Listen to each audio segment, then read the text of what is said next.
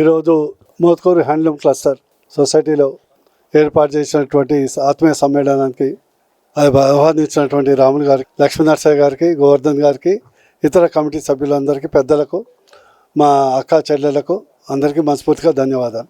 గతంలో నేను ఎంపీగా పనిచేశాను. నేను మీ వృత్తిరీత్యా ఒక డాక్టర్ని.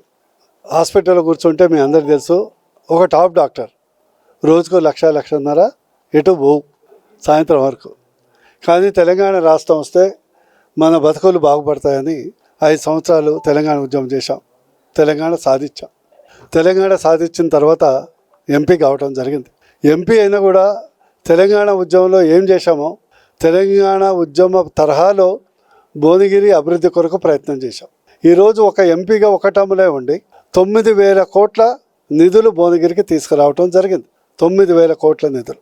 ఉదాహరణకు మీరు హైదరాబాద్ నుంచి వస్తుంటే ఫస్ట్ ఎయిమ్స్ బీబీ నగర్ కనిపిస్తుంది. అది మొత్తం నా కృషి ఫలితమే కదా, మీ అందరు తెలుసు కదా. ఈరోజు ప్రైవేట్ హాస్పిటల్ పోతే రోజుకు ₹1,00,000 అవుతుంది. వారం రోజులు ఉంటే 5 లక్షలు, 7 లక్షలు, 10 లక్షల బిల్లు. ఈరోజు బయట 1,00,000 అయ్యేది ఇక్కడ ₹1,000 అయిపోతుంది. ఓ డాక్టర్గా ఒక కర్మ సిద్ధాంతం నమ్మిన వాడిగా చేస్తుంది.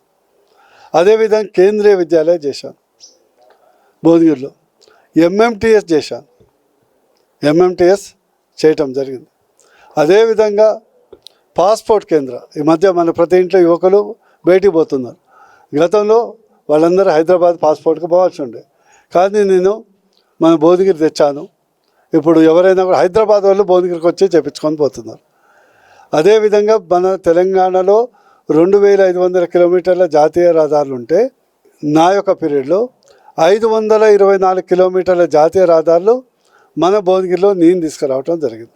ఇదే మన ఒలిగొండ నుంచి ఓఆర్ఆర్ గౌరెల్లి నుంచి ఒలిగొండ తిరుమలగిరి కానీ, సూర్యాపేట జనగామ దుద్దేడ కానీ, నకరకల్ నుంచి తానంచెర్ల కానీ ఇవన్నీ తేవటం జరిగింది. అదేవిధంగా ప్రత్యేకించి స్ఫూర్తి పథకం కింద కుల వృత్తులు, నాది ఒకటే, కుల వృత్తులు కుటీర పరిశ్రమలు కావాలనేది నా యొక్క తపన. మీరు వచ్చినప్పుడు చాలాసార్లు అదే డిస్కషన్ చేయటం జరిగింది. కుల వృత్తులు కుటీర పరిశ్రమలుగా మారాలని. అదే స్ఫూర్తితోని ఇదే స్ఫూర్తి పథకం కింద 1,73,00,000 మీకు ఇప్పించాను. పెంబర్తికి 1,80,00,000 ఇప్పించాను. చెరియాలకు పెయింటింగ్స్ హస్తకళ దానికి 50 లక్షలు ఇప్పించాను. కొండపల్లి మల్లేపల్లిలో తాటి రీసెర్చ్ కేంద్రం ఏర్పాటు చేశాను. ఎందుకు చేశాను? బూర్నర్సే గౌడ్కి ఏం రాదు కదా ఇందులో. ఇవ్వటమే కాకుండా ఏదైతే మార్జిన్ మనీ మీరు కట్టాలో 1,70,000 ఇవ్వటమే కాకుండా మార్జిన్ మనీ మీరు కట్టాలో దాంట్లో నా ఫండ్ నుంచి 10 లక్షలు కూడా మీకు ఇవ్వటం జరిగింది. ఇండస్ట్రియల్ పార్క్ మనం దండు మల్కాపూర్లో తీసుకురావటం జరిగింది. మీరు ఒకటి గుర్తించండి, నాకంటే 15 మంది ఎంపీలు ఉన్నారు. నేను 16వ ఎంపీ. నా తర్వాత ఇంకో ఎంపీ వచ్చాను. గతంలో ఇక్కడ కాంగ్రెస్ ఉండే, అక్కడ కాంగ్రెస్ ఉండే. మరి 2 ప్రదేశాల్లో కాంగ్రెస్ ఉన్నా కూడా ఈ పథకాలు ఏం తేలే కదా. మరి ఎందుకు తేలే? ఒకటి గుర్తుపెట్టుకోండి, ఎప్పుడైతే మనం ఓటు అనేది బ్రహ్మాస్త్రం, మన బతుకులు మారాలంటే, మన కులవృత్తులు బాగుపడాలంటే మనోడంటూ ఉంటే ఇంట్రెస్ట్ ఉంటుంది.